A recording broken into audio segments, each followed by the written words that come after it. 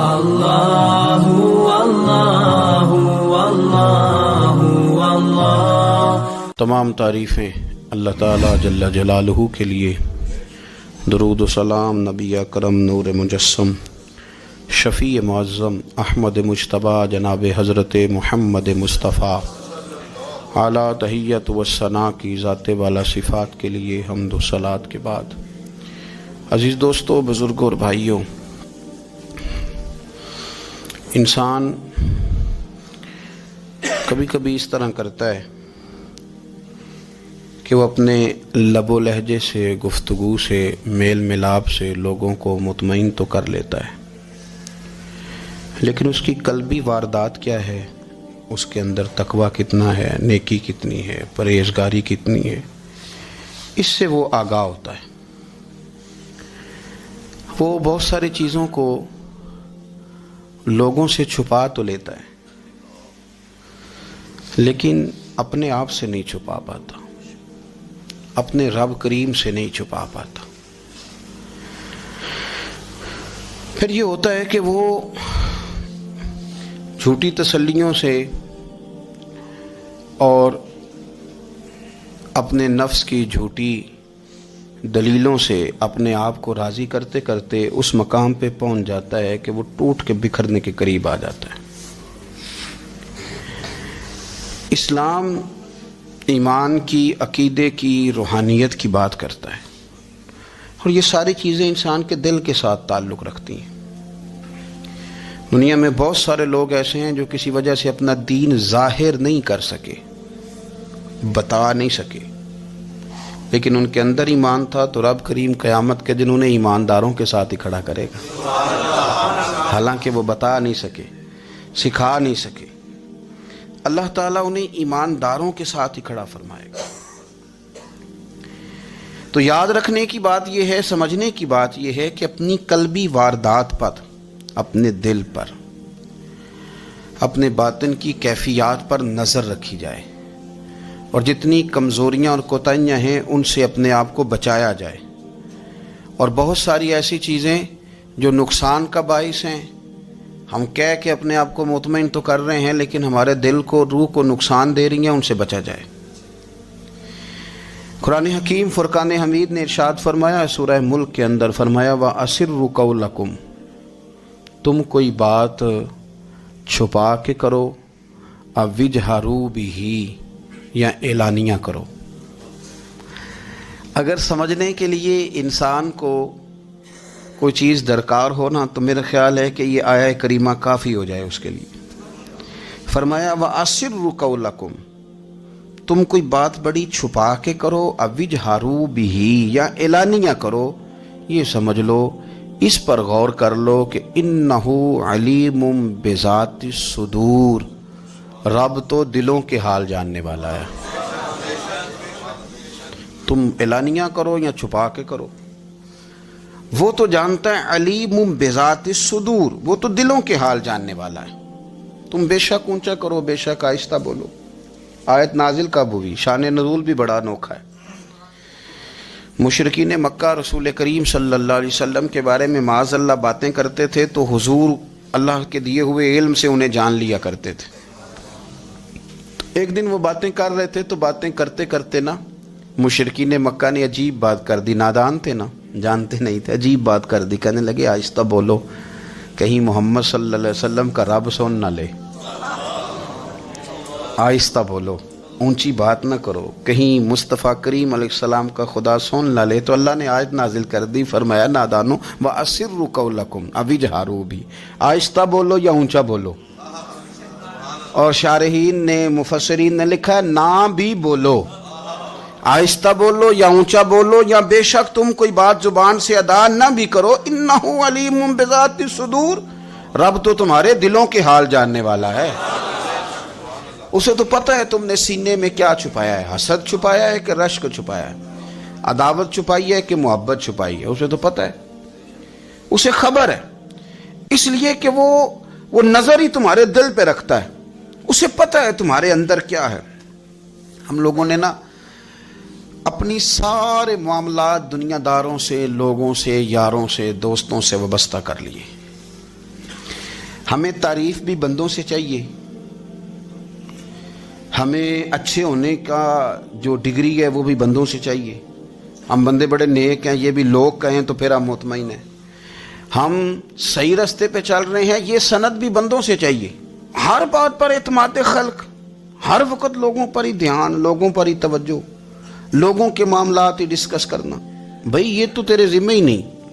تجھے تو کہا گیا ہے کہ وَمَن يَتَوَكَّلْ عَلَى اللَّهِ، تو اپنے رب کی ذات پر بھروسہ کر، فَهُوَ حَسْبُهُ، وہ تیرے لیے دنیا میں بھی کافی ہو جائے گا، آخرت میں بھی کافی ہو جائے گا. وہ تیرے لیے کافی ہے تیرا رب رسول. تو اللہ رسول کی جانب توجہ کر. ہماری ساری معاملات بندوں کے ساتھ مطلب فلانے کو کیا مل رہا ہے، فلانا کدھر جا رہا ہے، فلانے کے پیسوں پہ میرا کتنا حق ہے، فلانا آگے نکل گیا، فلاں پیچھے رہ گیا، فلاں نے محبت سے نہیں دیکھا، فلاں نے یہ کر دیا. ساتھ چھوڑیں، یہ تو ہر وقت تو ذکر آپ کو اللہ کا کرنا تھا. یا ایھا الذین آمنوا اذکروا اللہ ذکرا کثیرا وسبحوہ بکرۃ واسیلا. یہ جو آپ ہر وقت بندے کر رہے ہیں، یہ تو آپ کو حکم ہی نہیں ہے. آپ نے تو ہر وقت اللہ اللہ کرنی تھی. تو جو کام کرنے کا تھا وہ چھوڑ دیا، جو نہیں کرنا چاہیے تھا اس پہ بحث شروع کر دی. پھر دل کے اندر مد و جزر خراب ہوتے ہیں، قلبی واردات بگڑ جاتی ہے، حسد پیدا ہوتا ہے، انسان کو لالچ پیدا ہوتا ہے، انسان حریص ہو جاتا ہے، انسان لوگوں سے عداوتیں پال لیتا ہے. کبھی ایسا کام نہ کرے. شہد بڑا میٹھا ہوتا ہے. عرب کے اندر ایک درخت پایا جاتا تھا، ایلوا اس کو کہتے تھے. اس طرح ہمارے ہاں نیم نہیں ہوتی، کڑوا ترین اس کا ذائقہ ہوتا ہے. اور آپ کچھ دیر اس کو پانی میں ڈال دیں تو پانی بھی سارا کڑوا ہو جاتا ہے، چونکہ اس کے خمیر میں رب کریم نے کرواہٹ رکھی ہے. اور حکمت ہے، اس کرواہٹ کا بھی اپنی جگہ فائدہ ہے. لیکن حضور سید عالم صلی اللہ علیہ وسلم نے نا ایک مثال بیان فرمائی، اور وہ بڑی سمجھنے کی ہے. حضور مثالیں دیتے تھے تو کمال ہو جاتی تھی. بڑے سے بڑا ان پڑھ بندہ بھی اس کی روح تک بات اتر جاتی تھی. کریم محبوب علیہ السلام فرمانے لگے کہ اگر ایلوا درخت کے کچھ ٹکڑے شہد میں ڈال دیے جائیں نا تو شہد سے زیادہ میٹھی چیز کوئی نہیں ہوتی. تو حضور فرماتے ہیں کہ وہ ایلوا کا درخت جو ہے وہ شہد کو بھی بگاڑ دیتا ہے، اس میں کرواہٹ پیدا کر دیتا ہے. حالانکہ وہ بڑا میٹھا تھا، اپنی جگہ اس کی مٹھاس میں کوئی کسی قسم کی کمی نہیں تھی، لیکن وہ ایلوا کے درخت نے اسے بگاڑ دیا. اللہ کے محبوب فرماتے ہیں جس طرح ایلوا کا درخت شہد کو تباہ کر دیتا ہے نا، اس طرح حسد آدمی کے ایمان کو تباہ کر دیتا ہے. ایمان بڑی میٹھی چیز ہے، بڑی حسین چیز ہے، لیکن جب حسد آ گیا نا، حسد ہے کیا؟ حسد بندوں سے نہیں ہوتا، یہ سمجھ لیں. حسد کا مطلب، حسد کی لغوی تعریف یہ ہے کہ یہ سمجھ لینا کہ یا اللہ اسے نہیں دینا چاہیے تھا، مجھے دینا چاہیے تھا. یہ تعریف ہے. تو حسد ہوتا کس سے؟ حسد دراصل بندے پہ نہیں کیا جاتا. حسد کا معنی یہ ہے کہ آپ اللہ کی تقسیم پر اعتراض کر رہے ہیں. آپ کا کہنا یہ ہے کہ یا اللہ یہ تقسیم ٹھیک نہیں ہوئی، معاذ اللہ یہ ادھر چلا گیا، یہ تو ادھر آنے والی چیز تھی. تو یہ آپ نے ڈائریکٹ جو مقابلہ شروع کیا، معاذ اللہ یہ تو آپ نے اللہ کی تقسیم کے ساتھ شروع کر دی. تو پھر دل میں بگاڑ آتا ہے، پھر انسان ٹوٹ پھوٹ کا شکار ہوتا ہے، پھر وہ کمزور پڑ جاتا ہے، پھر وہ ایسی باتیں کرتا ہے جو اس کے منصب کے مطابق نہیں ہوتی، کچی بات کرتا ہے، کمزور بات. اللہ بہتر جانتے ہیں کون سی چیز اس نے کہاں رکھنی ہے. رب کی حکمت پر اور اس کی دی ہوئی توفیق پر راضی رہنا ایمان کا تقاضا ہے. لیکن ہمیں تو چاہیے تقسیم اپنی مرضی کی. ادھر کیوں چلا گیا، ادھر آنا چاہیے تھا. بھئی آپ کو یہ کس نے حق دیا ہے؟ مالک نے جو چاہا، جب چاہا، جہاں چاہا اپنے فضل سے عطا فرمایا. حسد، اور پھر اس کے اگر کوئی حسد نہیں کرتا تو لالچ شروع کر دیتا ہے. وہ کہتا ہے کہ یہ جو اس کا مال ہے اس میں میرا بھی حق تھا، یہ تو مجھے ملنا چاہیے تھا. آپ یقین کریں کہ بندے بندوں سے کم پیار کرتے ہیں، جیبوں سے زیادہ پیار کرتے ہیں. اس بندے کو تو کوئی نقصان نہیں جس کے ساتھ آپ نے تعلق رکھا ہوا ہے جیب کا، لیکن آپ بڑے کمزور ہو گئے. آپ جب لالچ کر لیا، نفسانیت میں آ گئے تو آپ کمزور پڑ گئے. آپ نے مطلب کیا، آپ کا کیا خیال تھا کہ رب کی بارگاہ سے کوئی کم ملنے والا تھا جو بندوں پہ اتنی توجہ کر لی. حضرت بہلول دانا رحمۃ اللہ علیہ نے کیا خوبصورت انداز ہے. رب کریم کے بندوں کی باتیں اللہ کے لشکروں میں سے لشکر. کیا سوچ تھی، کیا نظریہ تھا. کیوں یہ لوگ اتنے مضبوط تھے؟ فکری طور پر مضبوط تھے، فکری طور پر. ہارون رشید حج کر کے واپس آ رہا ہے، حضرت بہلول دانا راستے میں بیٹھے ہیں، ملاقات ہو گئی، کہنے لگا حضور کوئی حکم ہو تو بتائیے گا۔ فرمانے لگے کوئی نہیں، تو جا اپنا کام کر۔ بادشاہ ہے یا کسی کو کارڈ مل جائے تو وہ لوگوں کو دکھاتا پھرتا ہے، وزیر صاحب نے خود دیا ہے۔ بادشاہ وقت خود کہہ رہا حضرت کوئی حکم ہو تو؟ فرمایا نہیں، اللہ خیر کرے گا۔ تو کہنے لگا حضور میں نے سنا ہے آپ مقروض ہیں تو بتا ہی دیتے۔ تو آپ مسکرا کے فرمانے لگے تیرا کیا خیال ہے بھلا؟ کہنے لگے حضور کس بابت؟ فرمانے لگے تیرا کیا خیال ہے کہ اللہ ہارون رشید کو دے گا اور بہلول دانا کو بھول جائے گا؟ تیرا کیا خیال ہے؟ رب کریم ہارون رشید کو تو دیتا جائے گا اور بہلول دانا کو بھول جائے گا؟ بادشاہ کہتا ہے کہ میں چکرا ہی گیا کہ بھلا اس سوال کا کیا جواب ہے؟ تو میں نے کہا حضور رب تو بھولنے سے پاک ہے، وہ تو کسی کو نہیں بھولتا، اسے نہ اونگ آتی ہے نہ نیند آتی ہے۔ تو فرمانے لگے جا پھر اپنا کام کر، جب مناسب سمجھے گا تو بہلول کو بھی قرضے سے نجات عطا کاری دے گا۔ تو جا اپنی ڈیوٹی کر، وہ جب چاہے گا نا تو میرے قرضے دور۔ تو کیا سمجھتا ہے کہ تجھے یاد رکھے گا مجھے بھول جائے گا؟ یہ کیسے ہو سکتا ہے؟ اور یار ادھر دیکھ میری بات سن، او بھائی وہ تیرا میرا رب ہے، یہ ہو سکتا ہے کہ امیروں کو دے دے اور تیرے جیسے میرے جیسے غریبوں کو وہ بھول جائے؟ یہ ہو سکتا ہے؟ تو کیوں لوگوں کی جیبوں پہ توجہ، لوگوں کی جیبوں پہ نظریں، فلانے کے پاس آ گیا تو میں رہ گیا، مطلب کس لیے؟ ہمارا رب کسی کو بھولتا نہیں ہے، کسی شخص کو وہ میرا مالک اپنے فضل سے نظر انداز نہیں کرتا، وہ سب کو نوازتا ہے، لیکن اس کی حکمت کے تقاضوں کا انتظار کرنا مسلمان کی شان ہے۔ کبھی کسی حسد میں کبھی کرنا ہو تو رشک کریں، مزہ آئے گا۔ اور یہ رشک کرنے کا نا، رشک کا معنی کیا ہے؟ حسد کا معنی یا اللہ اسے نہیں دینا چاہیے تھا، مجھے دینا چاہیے تھا، اور رشک کا معنی یا اللہ تو نے دیا ہے، کیا بات ہے، اسے دیا تو کیا بات، اگر تو نے دیا تو مالک جچا بھی ہے، اگر تو نے دیا ہے تو نظر بھی آیا ہے، اگر تو نے دیا ہے تو پھر کیا بات ہے، کمال ہو گئی، وہ نظر آ رہا ہے۔ اور یا اللہ اسے دیا ہے تو میں بھی تیرا بندہ ہوں، اسے بھی اور دے اور مجھے بھی عطا فرما۔ یہ رشک ہے۔ رشک کا نا حضور نے حکم دیا ہے، نبی پاک نے رشک کا۔ ہمارا یہ مسئلہ ہے کہ ہم نا جو کرنے والا کام ہے وہ نہیں کرتے، رشک کریں۔ بخاری مسلم میں حدیث ہے، نبی پاک صلی اللہ علیہ وسلم نے فرمایا 2 بندوں پر رشک کرو۔ کہو کیا بات؟ رشک کرو 2 بندوں۔ یا رسول اللہ کون کون سے؟ فرمایا ایک وہ مالدار جسے اللہ دولت دے اور وہ صبح بھی رب کے رستے میں خیرات کرے اور شام بھی رب کے رستے میں خیرات کرے، یہ قابل رشک ہے۔ کہو تیری کیا بات ہے بھائی، کیا تجھے اللہ نے نوازا ہے، اور اس پر رشک کرو، کو یا اللہ اسے اور دے تاکہ یہ تیرے بندوں پہ اور اثار کرے اور تیرے بندوں پہ سخاوت کرے، اور اللہ اس کے فعل تصدق ہمیں بھی عطا فرما۔ اور حضور فرماتے ہیں ایک مالدار پر جو صبح و شام سخاوت کرے، اور ایک اس عالم پر جسے اللہ قرآن کا علم دے، وہ صبح بھی لوگوں کو قرآن مجید کے ترجمے، تفسیریں، قرآن کے درس سکھائے، اور شام بھی لوگوں کو قرآن مجید کے درس عطا فرمائے۔ اس پر رشک کرو، کہو کیا بات ہے یار تیری، تجھے اللہ نے کتنا نوازا۔ قابل رشک لوگوں پر رشک کرو، ان کی تعریف کرو، ان کے لیے اچھے کلمات ادا کرو۔ معاشرے میں حسد پرموٹ ہوا ہے، اگر کبھی رشک پرموٹ ہوتا نا تو عزتیں بڑھ جاتی، محبتیں بڑھ جاتی، خلوص میں اضافہ ہوتا، لوگ ایک دوسرے کے قریب آتے۔ ہم نے کسی فضیلت والے کی فضیلت کو تسلیم کرنے سے انکار کر دیا، ہم نے کسی بڑائی والے کی بڑائی کو تسلیم کرنے سے انکار کر دیا، ہم نے حسد کیا، ہم نے لالچ کیا، ہم حریص ہوئے۔ اس کا نقصان یہ ہوا کہ لوگ ایک دوسرے کے پاس رہتے ہوئے پاس نہیں رہتے، ایک دوسرے کے ساتھ وقت گزار رہے ہوتے ہیں لیکن ان کے بارے میں رویے ان کے سخت ہوتے ہیں، لب و لہجہ تلخ ہوتا ہے، جب وہ کسی کے بارے میں بے لاگ تبصرہ پوچھا جائے تو غلط باتیں کریں۔ رشک کریں، دیکھیں نا حضرت ابو بکر صدیق رضی اللہ، حضرت عمر فاروق رضی اللہ، ساری زندگی دوڑ لگی رہی۔ حضرت عمر کہتے ہیں میں نے ساری زندگی دوڑ لگائی ہے کہ ابو بکر سے آگے گزر جائے، لیکن یہ دوڑ حسد والی نہیں، یہ رشک والی۔ فرماتے میرا دل کرتا تھا کہ میں نیکیوں میں ابو بکر سے آگے گزر جاؤں، حضور کے عشق میں ابو بکر سے آگے گزر جاؤں، نبی پاک علیہ السلام کی اولاد کی محبت میں ابو بکر سے آگے گزر جاؤں، میں نا خیر کے کاموں میں آگے گزروں۔ کہتے میرا ساری زندگی رشک کا رشتہ رہا، یہ رشتہ شاندار ہے، اس پر عمل کریں، اس پر توجہ کریں، بجائے اس کے کہ یہ کہنا کہ استاد جی کا فلانے سے زیادہ پیار ہے، پیار کی وجوہات تلاش کر۔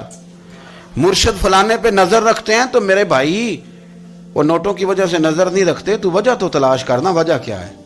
تو اپنے آپ کو اس طرح کا بنا، تو اس طرح کی کیفیات پیدا کر اپنے اندر۔ ہم کیا کرتے ہیں کہ رشک کرنے کی بجائے حسد کرتے ہیں۔ حسد نہیں کریں، اپنے آپ کو سنواریں، وہ رشک کی وجہ سے آپ سنوار سکتے ہیں۔ نبی پاک علیہ السلام کی پیاری زوجہ ام المومنین سیدہ عائشہ صدیقہ، بڑی شان ہے اس خاتون کی، بڑی عظمت ہے ان راہوں کے صدقے جن رستوں سے سیدہ پاک کی سواریاں گزرا کرتی ہیں۔ کیا درجہ اللہ نے دیا ہے سیدہ عائشہ صدیقہ کو، کہتی ہیں حضور کا وصال میری گود میں ہوا ہے۔ اور مولا علی شیر خدا فرماتے ہیں میں نے حضور کو سب سے زیادہ عائشہ صدیقہ سے پیار کرتے ہوئے دیکھا، اور عائشہ صدیقہ رضی اللہ تعالیٰ عنہ فرماتی ہیں میں نے حضور کو سب سے زیادہ فاطمہ الزہرا سے پیار کرتے دیکھا۔ یہ الگ ماحول ہے ان کا آپس میں۔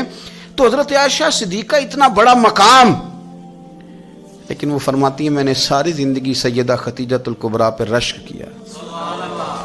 میں نے کہا کیا بات تھی اس خاتون کی جو وصال کر گئیں، لیکن شاید کو دن خالی جاتا ہو کہ مدینے والے ان کی وفاؤں کا ذکر نہ کرتے، شاید کوئی خالی دن جاتا۔ کہتی ہے میں نے اتنا قابل رشک ماحول نہیں دیکھا۔ ایک دن حضور گھر میں گوشت لائے اور مجھ سے فرمایا عائشہ گوشت پکاؤ، تو میں اسے صاف کرنے لگی تو حضور فرمانے لگے شوربہ ذرا زیادہ کرنا۔ تو میں نے عرض کی حضور کیا کچھ مہمان آئیں گے گھر میں؟ تو فرمایا نہیں عائشہ، مدینہ منورہ میں نا مجھے پتہ چلا ہے خدیجۃ الکبریٰ کی کچھ سہیلیاں آئی ہیں، تو شوربہ بنا، میں انہیں پہنچاؤں گا، خدیجہ کی سہیلیوں کو شوربہ زیادہ پکا ذرا۔ تو حضرت عائشہ صدیقہ کہتی ہے میں نے بڑے نرم لب و لہجے میں بڑی بنا سوار کے مسجع مکفہ چن کے جملے بات کی۔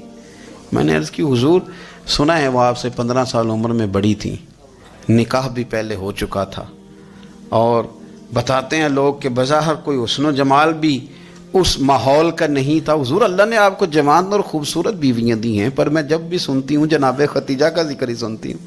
میں نے رشک کے انداز میں کہا، کہتی میں بات کیا کہ خاموش ہو گئی، اور جب میں نے نظر اٹھا کے دیکھا تو حضور کی آنکھوں میں آنسو۔ نبی پاک صلی اللہ علیہ وسلم کا یہ انداز دیکھا تو میں نے کہا حضور میں رب رسول کی بارگاہ میں توبہ کرتی ہوں، اب تو رو دیے۔ تو حضور فرمانے لگے عائشہ یہاں جو بھی آیا ہے نا وہ سکھوں اور آسانیوں کے دنوں میں آیا ہے، اور خدیجہ میری ان دنوں کی ساتھی تھی جو میرے تکلیف کے دن تھے، میری آزمائشوں کی، میری پریشانیوں کی میری ساتھی تھی۔ جب لوگ مجھے تکلیف دیتے تھے میں گھر جاتا تھا تو مجھے کہتی تھی حضور آپ تو صلہ رحمی کرتے ہیں، غریبوں کا بوجھ اٹھاتے ہیں، آپ تو لوگوں کے ساتھ محبت سے پیش آتے ہیں، حضور آپ پریشان نہ ہو، آپ کا رب آپ کو ہمیشہ عزتیں ہی عطا فرمائے گا۔ فرمایا وہ میری تکلیفوں کی اسے کیسے؟ میرے بھائی رشک کیا لوگوں نے ایک دوسرے پر، حسد نہیں کیا۔ ہم تو نا جی اپنی مرضی کے فیصلے کرتے کرتے پیچھے رہ گئے۔ ہم نے لوگوں کو پیچھے کرنے کا سوچا تھا لیکن ہم سب سے پیچھے رہ گئے۔ ہم نے سیاست اور سازش کی تھی کہ کچھ لوگوں کے دلوں پہ پیر رکھ کے میں اپنا قد اونچا کروں گا، کچھ کے سینوں پہ پیر رکھ کے، لیکن ایسا نہیں ہوتا، یہ ہوتا نہیں۔ آپ کسی کی جگہ نہیں لے سکتے، اس لیے کہ رب نے سب کی جگہ اپنی اپنی بنائی ہوئی، سب کی جگہ۔ ہاں ایسا ضرور ہوتا ہے کہ کئی دفعہ نا ہم اپنے مقام کو گرا لیتے ہیں۔ وہ کسی نے کہا تھا کہ ایسا نہیں کہ تیری جگہ کوئی اور آ گیا، لیکن تیرا مقام بھی اب تیرا نہیں رہا۔ ہوتا یہ ہے کہ ہم نہ گرا لیتے ہیں اپنے آپ کو۔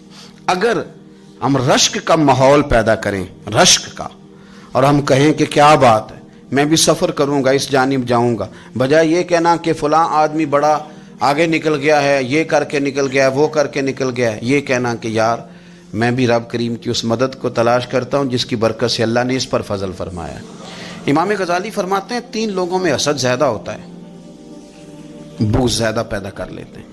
اب چونکہ مضمون ہے تو ساری بات کھول کے ہی کرنی پڑے گی نا۔ فرماتے ہیں 3 لوگوں میں حسد، بڑے عہدے والوں میں حسد زیادہ ہوتا ہے۔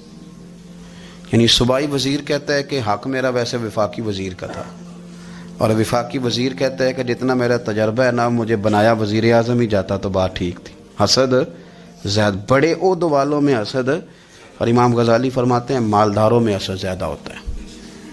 غریب نے غریب سے کیا جلنا ہے؟ جلنے کو شے ہی کوئی نہیں، کس سے جلیں گے؟ تو غریب تو بیچارہ 4 روٹیاں ہوتی ہیں تو وہ کہتا ہے چلو ٹھیک ہے آ جاؤ، دونوں مل کے بیٹھ جاتے ہیں۔ غریبوں کے دوست بھی غریب۔ امیر حسد کرتے ہیں، وہ سودے پہ سودا کرتے ہیں، وہ ایک دوسرے کی کمزوریاں بیان کرتے ہیں۔ میں نے گاہکوں کو نفع لیتے دیکھا ہے، فلانے سے مال لیتے تھے جی، اس نے بڑا تنگ کیا، تو کہتا ہے اسی طرح کا تو مجھ سے خریدا کر۔ لوگ استعمال کر جاتے ہیں، وجہ بیچ میں کیا ہوتی ہے؟ حسد، عداوت، خرابی ہوتی۔ اور تیسری بات امام غزالی نے شاید میرے لیے کہی ہے، امام غزالی فرماتے ہیں علماء میں حسد بڑا ہوتا ہے، عہدیداروں میں، مالداروں میں اور علم والے لوگوں میں۔ وہ بھی اللہ کی تقسیم پر راضی نہیں ہوتے، چونکہ وہ سمجھتے ہیں مجھے یہ لفظ آتے ہیں، میری قابلیت زیادہ ہے، میں زیادہ پڑھا لکھا ہوں، تو یہ منصب بھی میرا تھا، یہ کام بھی میرا تھا، یہ بھی میرے پاس ہونی چاہیے۔ ایسا نہیں ہوتا، یہ تو رب کریم کی عطا ہے۔ میں کئی دفعہ کہہ چکا ہوں کہ کام لینے پہ آئے تو میرے جیسے بیکار آدمی سے کام لے لے، یہ اس کی عطا ہے۔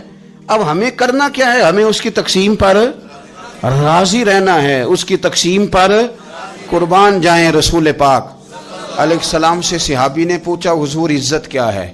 فرمایا جو رب نے تجھے دیا اس پہ راضی ہو جا، اللہ عزت عطا کر دے گا۔ قناعت کر، جو اللہ نے تجھے دیا اس پر قناعت کر، اللہ تجھے عزت دے دے گا۔ حضور ذلت کیا ہے؟ فرمایا لوگوں سے لالچ نہ رکھنا، تو ذلیل ہو جائے گا، لالچ نہ کر۔ تیزی کے ساتھ پروموٹ ہوتی ہیں چیزیں، ہمیں سازش کرنی آتی ہے، ہمارا خیال ہوتا ہے کہ میں نے دوسروں کے پیسوں پہ کاروبار کرنا ہے، ہمارا خیال ہوتا ہے کہ پالٹی ڈال کے روٹی کھانی ہے، ہمارا خیال ہوتا ہے کہ کسی بندے کو کس طرح استعمال کرنا ہے۔ یاد رکھ لینا، کبھی بات نہ بھولنا، جو لوگوں کو استعمال کرنا چاہتا ہے وہ ساری زندگی استعمال ہوتا رہتا ہے۔ جو کسی شخص کو کسی مقام پر رسوا کرنا چاہتا ہے اپنی عزت بچا نہیں پاتا۔ جو آدمی لوگوں کو حقیر جانتا ہے اللہ اسے کبھی عزتیں عطا نہیں کرتا، وہ گڑھوں کے اندر گرتا چلا جاتا ہے۔ یاد رکھیں جو عزتیں دینی شروع کر دے رب اسے باعزت بنا دیتا ہے، جو پیار کرنا شروع کر دے معاشرے میں لوگ اس سے پیار کرنے لگ جاتے۔ جو کسی دیکھیں اگر ہم وہاں سے مانگے جہاں سے سب کو ملتا ہے تو پھر بندوں پر اتنی نظر رکھنے کی ضرورت باقی رہتی نہیں ہے۔ ادھر دیکھیں رشک کریں گے تو لالچ سے بھی بچیں گے، حسد سے بھی بچیں گے۔ بخاری مسلم میں حدیث ہے، حضرت ابو ہریرہ رضی اللہ تعالیٰ عنہ کہتے ہیں ہم حضور کی بارگاہ میں حاضر تھے تو کچھ غریب لوگ حاضر ہوئے، غربا۔ انہوں نے عرض کی یا رسول اللہ صلی اللہ علیہ وسلم ایک گزارش کرنے آئے۔ حضور نے فرمایا کہو۔ یا رسول اللہ امیر تو ہم سے آگے نکل گئے۔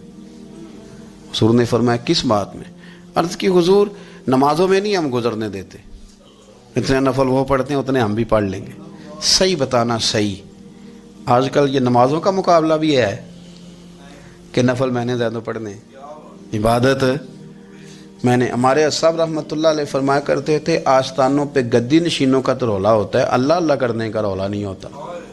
یہ تو شور ہوتا ہے کہ سجادہ میں ہوں سجادہ، اور سب نے کوئی نہ کوئی کہانی سنائی ہوتی، کہتے نہیں ابا جی مجھے کہہ گئے تھے کان میں، دوسرا کہتا نہیں مجھے لکھ کے دے گئے تھے، تیسرا کہتا تمہیں تو پتہ ہی نہیں، تم تھے ہی نہیں، عمرے پہ تو میرے ساتھ گئے تھے، جو میرے ساتھ ان کا معاہدہ ہوا وہ خانہ کعبہ میں ہوا ہے، لہذا میرا پہلا نمبر ہے۔ سب کے پاس کوئی نہ کوئی معاملہ ہوتا ہے، یہ سارے کام کوئی ضروری نہیں۔ ضروری کیا ہے کہ وہ جو کہتے تھے کرو، جس نے سب سے زیادہ کر کے دکھایا وہ زیادہ جانشین ہے، وہ زیادہ جانشین ہے جس نے زیادہ کر کے دکھایا۔ معاملہ تو یہ ہے کہ اس رستے پہ کس نے چلنا ہے۔ لوگ تو سجادہ نشینی سے بھاگا کرتے تھے، بھاگتے تھے۔ حضرت ابو بکر صدیق رضی اللہ تعالیٰ عنہ کا وصال ظاہری ہوا تو حضرت عمر خلیفہ بنے، تیسرا دن تک خلیفہ بنے ہوئے، 2-3 چھوٹی چھوٹی بچیاں آ گئیں، چاچا جان آپ خلیفہ بنے؟ فرمایا ہاں۔ چلو پھر عصر کے بعد ابو بکر ہمارے گھر جاتے تھے۔ فرمایا پتر تمہارے گھر کیا ہے؟ کہنے لگی ہم یتیم ہیں، ہمارا بھائی کوئی نہیں۔ ابو بکر روز عصر کے بعد آتے تھے، ہماری بکریوں کا دودھ دھو کے ہمیں دے جاتے تھے، کچھ بیچ کے گزارا کر لیتی تھیں، کچھ پی لیتی تھیں۔ چچا 3 دن ہو گئے، میری اماں بھی روتی ہے، بہنیں بھی روتی ہیں، آپ چلیں گے؟ تو جناب سیدنا عمر فاروق کہتے ہیں میں نے دستار سر پہ رکھی اور پٹکا میں نے اپنے کندھے پہ رکھا، بیٹیاں آگے آگے میں پیچھے پیچھے روتے جا۔ ایک صحابی نے پوچھا عمر کیوں رو رہے ہو؟ کہنے لگے یار یہ ابو بکر کتنا مشکل رستہ دے کے گیا، کتنا مشکل رستہ ہے اس کے طریقے پہ چلنا۔ یہ لوگ تو سجادہ نشینی اتنا کٹھن کام تھا، لوگ بھاگا کرتے تھے. شوق آ گیا. اب رسول کریم علیہ السلام کے حضور ناز حاضر ہو کے عرض کی حضور امیر آگے گزر گئے، نمازوں میں نہیں ہم گزرنے دیتے، ہم ان سے زیادہ پڑھیں گے، نفلوں میں نہیں گزرنے دیتے، زیادہ پڑھیں گے. یا رسول اللہ صلی اللہ تعالی علیہ وسلم ہم انہیں نا تلاوت قرآن پاک میں نہیں آگے گزرنے دیں گے، وہ ہم زیادہ پڑھیں گے. لیکن حضور وہ مالدار ہیں، غلام آزاد کرتے ہیں، صدقات کرتے ہیں، خیرات، اس کا ہم کیا کریں؟ حضرت سیدنا ابو ہریرہ فرماتے ہیں کہ جواب تو حضور نے بعد میں دینا تھا، پر جب ان کا سوال ختم ہوا تو میں نے حضور کا چہرہ نور دیکھا تو رسول پاک کا چہرہ خوشی سے کھلتا ہوا مجھے نظر آیا. گویا یہ جو رشک ہے نا کہ نیکی میں آگے گزرنا، یہ حضور کو اتنا پسند آیا کہ ان کے سوال سے حضور بڑے راضی ہوئے. کریم فرمانے لگے، حضور فرمانے لگے میں تمہیں ایک وظیفہ بتاتا ہوں، تم وہ پڑھو، امیر جتنی بھی نیکیاں کریں گے نا اللہ تمہیں ان کے برابر ثواب دے دے گا. لے لو نسخہ، یہ کرو کام. یا رسول اللہ بتائیں، فرمائے رات کو نا 33 بار سبحان اللہ پڑھا کرو، 33 بار الحمدللہ پڑھا کرو، 34 بار اللہ اکبر پڑھا کرو. اب جتنی بھی نیکیاں امیر کریں گے نا تمہارے وظیفے کی برکت سے اللہ تمہیں ان کے برابر ثواب عطا کر دے. اب جناب ابو ہریرہ کہتے میں نے ان کے چہرے دیکھے تو مجھے یوں محسوس ہوا کہ جس طرح کسی بندے کی کھوئی ہوئی رقم مل جائے تو وہ راضی نہیں ہوتا. کھوئی ہوئی رقم مل جائے تو بڑا جیسے کوئی اس کے ہاتھ چلیں اپنا ترجمہ کر لیتے ہیں، کمیٹی نکلنے پہ نہیں بندہ بڑا راضی ہوتا کہ 11 مہینے سے دے رہا تھا، 10 مہینے سے چلو نکل ہی آئی ہے، شکر ہے اللہ کا. بڑا خوش ہوتا ہے بندہ، بڑا راضی ہوتا ہے. اس طرح ان لوگوں کے چہرے کھل اٹھے. کیا بات ہے حضور، بس اب نہیں ہم گزرنے دیتے. گھر چلے گئے، وظیفے پڑھنے لگے. کچھ دنوں کے بعد ان میں سے کچھ لوگ واپس آئے. حضرت ابو ہریرہ کہتے ہیں مجھے چونکہ وہ پرانی بات یاد تھی تو میں دلچسپی سے ان کا آنا جانا دیکھنے لگا. وہ کریم کی بارگاہ میں آ کے بیٹھے تو ان میں سے ایک شخص بڑی پریشانی کے ساتھ کہنے لگا حضور بڑی پریشانی لگ گئی. فرمایا کیا ہوا؟ عرض کی یا رسول اللہ صلی اللہ علیہ وسلم وہ جو آپ نے وظیفہ بتایا تھا نا، میرے کچھ پڑوسی امیر ہیں وہ تو انہوں نے بھی سن لیا ہے. حضور رات میں نے سنا ہے وہ مالدار بندہ ہے، صدقے خیرات بھی بڑے کرتا ہے، غلام بھی بڑے آزاد کرتا ہے، پر وہ بھی سوتے وقت 33 بار سبحان اللہ پڑھ رہا تھا. وہ تو اس نے بھی سن لیا حضور، وہ بات یہاں سے نکلی ہے، جانے کہاں کہاں پہنچ گیا تو وہ بھی پڑھ رہا تھا. حضور اب کیا بنے گا؟ تو کہتے ہیں اس کے سوال پر بھی میرے حضور بڑے ہی مسکرائے. باقاعدہ دہک ہو گیا حضور کے، دہک ہو گیا. سرکار کھول کے نہیں مسکراتے تھے، لیکن آج حضور اتنا مسکرائے کہ میں نے حضور کے مقدس دانتوں کی زیارت کر لی. دہک ہو گیا باقاعدہ حضور کا. حضور فرمانے لگے انہوں نے بھی سن لیا حضور، اور سن کے پڑھنا بھی شروع کر. اب بات کو سمجھیں کہ کسی امیر نے یہ نہیں کہا کہ یہ تو غریب کے لیے وظیفہ تھا. میں کہتا ہوں اللہ اللہ کا مزاج ہی نہیں. مزاج یہ کہ سیاست کیسے کرنی ہے، چکر کیسے چلانا ہے، کوئی کہانی کیسے سنانی ہے. ادھر ان کو ملا، حالانکہ بات تو غریبوں سے ہو رہی تھی. حضور وہ تو انہوں نے بھی پڑھنا شروع کر دیا. اب ہم کیا کریں؟ تو رسول کریم نے فرمایا وہ بھی پڑھ رہے ہیں، حضور پڑھ رہے ہیں تو فرمایا ذالک فضل اللہ یؤتیہ من یشاء. بھائی پھر یہ تو اللہ کا فضل ہے نا، وہ جسے چاہے عطا کرے. اب یہ حضور نے کہہ دیا تو حضرت ابو ہریرہ کہتے ہیں میں نے پلٹ کر ان لوگوں کے چہرے دیکھے، قربان جائیں میں نے پھر ان کے چہروں پر اطمینان دیکھا، میں نے سکون دیکھا. اس لیے کہ وہ سمجھ گئے جب رب فضل کرے تو پھر فضل کے معاملے میں اللہ کے بندے بحث نہیں کیے کرتے. وہ مطمئن ہو کے گئے، کہنے لگے حضور پھر ٹھیک ہے، اگر مالک اس طرح تقسیم کر رہا ہے تو پھر ہم راضی ہیں اپنے رب کریم کی رضا پہ. اپنی زندگی جب آپ بڑی محبت سے قرب و جوار سے تشریف لاتے ہیں، میں قرآن و سنت کے بہت سارے عنوانات دیکھ کے آپ کی خدمت میں ایک بات عرض کروں. اپنی ساری توجہ اپنے رب رسول کی جانب مائل کریں. جتنا آپ دائیں بائیں دیکھیں گے نا اتنا گاڑی کے ٹکرانے کا خطرہ بڑھ جائے گا. وسوسے زیادہ آئیں گے، الجھ جائیں گے. اتنا زیادہ دائیں بائیں نہ دیکھیں، یہ کیا کر رہا ہے، فلانا کیا کر رہا ہے، فلانے کا یہ معاملہ کس طرح کا تھا. نہ نہ نہ، آپ توجہ اللہ کی جانب رکھیں. دیکھیں میرا اور میرے رب کا معاملہ ٹھیک چل رہا ہے، اللہ رسول کے ساتھ میرے معاملات ٹھیک ہیں. یہاں تو آپ کسی کی اصلاح کریں گے، دعوت دیں گے یا دعا کریں گے. تنقید کی تو ویسے دین میں اجازت نہیں ہے. آپ نے یہاں کسی کی اصلاح کرنی اور وہ درد کے ساتھ کرنی، اور یہاں کسی کے لیے دعا کرنی ہے کہ یا اللہ اس بندے پہ رحم فرما، اسے بدل دے۔ تنقید کی اور طنز کی تو اجازت، اپنا معاملہ رب کریم کے ساتھ، ہماری سوچیں کس طرح کی ہیں، ہمارے اندر ماحول کس طرح کا ہے، وہ چونکہ دلوں کے حال جانتا ہے۔ اور نبی پاک صلی اللہ علیہ وسلم نے فرمایا نہ تمہاری جیبیں دیکھتا ہے نہ تمہارے چہرے دیکھتا ہے، وہ تو جب دیکھتا ہے تمہارا دل دیکھتا ہے۔ اس کی کیفیت کیا ہے؟ حضرت انس بن مالک رضی اللہ تعالیٰ عنہ فرماتے ہیں، اس حدیث کو یاد رکھیے گا، حافظ منذری نے ترغیب و ترہیب میں لکھی ہے، فرماتے ہیں کہ حضرت انس بن مالک رضی اللہ تعالیٰ عنہ فرمانے لگے کہ ایک حضور کے ایک غلام، ایک صحابی بیمار تھے، تو حضور نے فرمایا انس چلو تیمارداری کرتے ہیں۔ کہتے ہیں حضور کے ساتھ گئے، نبی پاک صلی اللہ علیہ وسلم پہنچے، جب ہم نے اس شخص کو دیکھا تو حضرت انس کہتے ہیں ہم پریشان ہو گئے، چونکہ ہم نے اسے بڑا صحت مند دیکھا تھا، وہ کمزور ہو گیا، وجود پر بہت سارا گوشت دیکھا تھا، اب ہم دیکھ رہے ہیں کہ وہ ہڈیاں ہی ہڈیاں رہ گئی ہیں، چہرہ بڑا بارونق تھا، اب کمزوری ہو گئی۔ رسول کریم تشریف لے گئے اور حضور اس کی چارپائی کے سرہانے بیٹھے، اور جب حضور نے اپنا دست مبارک اس کے بالوں میں رکھا اور نبی پاک نے دست شفقت پھیرا تو کہتے ہیں اس شخص نے آنکھیں کھولی اور حضور کا چہرہ دیکھا تو اس کی خوشی کی کوئی انتہا نہ رہی، بڑا راضی ہوا، بڑا راضی، اور حضور نے اس کے لیے دعا کی، اس دعا پر بھی اسے بڑا اطمینان قلبی نصیب ہوا۔ کہتے ہیں حضور اکثر تیمارداری فرماتے تھے، پر آج نہ حضور نے ایک نرالی، انوکھی اور انفرادی بات ارشاد فرمائی۔ حضور نے فرمایا تو بڑا صحت مند تھا، کمزور ہو گیا، بڑا طاقتور تھا تو ضعیف ہو گیا، ایک سوال کا جواب تو دے۔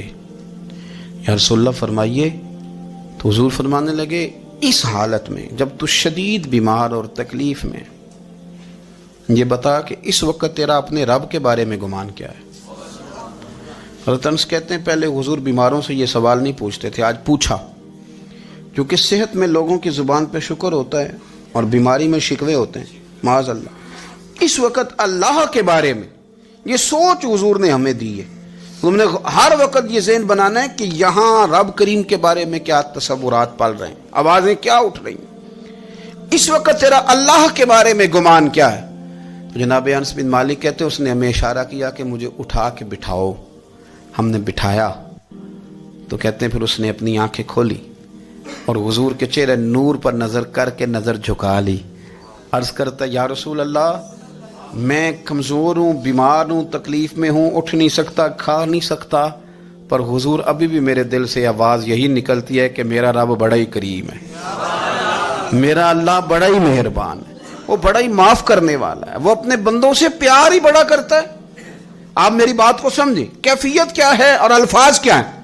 حضور وہ مجھ سے بڑی محبت کرتا ہے، بڑے پیار والا ہے۔ یہ لفظ کہتے کہتے آواز بھرا گئی، آنسو نکل آئے، پھر اس نے تکلیف زیادہ محسوس کی تو وہ لیٹ گیا، اور پھر اس نے حضور کے چہرے نور پہ نظر ڈالی، کلمہ پڑھا، روح ہی پرواز کر گئی۔ حضرت انس بن مالک فرماتے ہیں ہم اس کے گھر سے نکلے، اور جب حضور اس کے کمرے سے باہر آئے تو رسول کریم نے پلٹ کر رک کر پھر پیچھے دیکھا اور فرمایا انس اگر کسی جنتی کی زیارت کرنی ہے تو میرے اس غلام کا چہرہ دیکھ لو۔ اس لیے کہ جن لوگوں کے نظریات رب کریم کے بارے میں اس طرح کے ہوں پھر ان کے خاتمے خیر کے ہوتے ہیں، پھر اللہ ان کے لیے جنت کے فیصلے فرماتا ہے۔ اپنے افکار میں، نظریات میں، سوچوں میں کوئی ضروری نہیں ہے کہ ہم لوگوں کو دو لفظ کہہ کے مطمئن کر لیں تو ہم خود ضمیر کے قیدی بن کے زندگی گزار دیں، یہ معاملہ ٹھیک نہیں، یہ صحیح نہیں چلتا۔ آپ اپنی قلبی واردات پر، قلبی خیالات اور تصورات پر کڑی نگرانی رکھیں گے، آپ دیکھیں گے کہ کہاں یہ مجھے خرابی کی طرف لے کر کے جا رہا ہے، کہاں یہ بدگمانیاں پیدا کر رہا ہے، کہاں یہ خرابیاں لا رہا ہے، یہ سختی پیدا کر دے گا، نفرتوں کو، لالچ کو، حسد کو، عداوت کو یہ بڑھا دے گا۔ آپ اپنے معاملات پر اپنے دل کو ہمیشہ حاضر رکھیں، اللہ اپنے محبوب کا صدقہ فضل کرے، وہ مقلب القلوب ہے تو وہ ہمارے دلوں کو اپنی طرف پھیر دے۔ آخر دعوانا ان الحمدللہ رب العالمین۔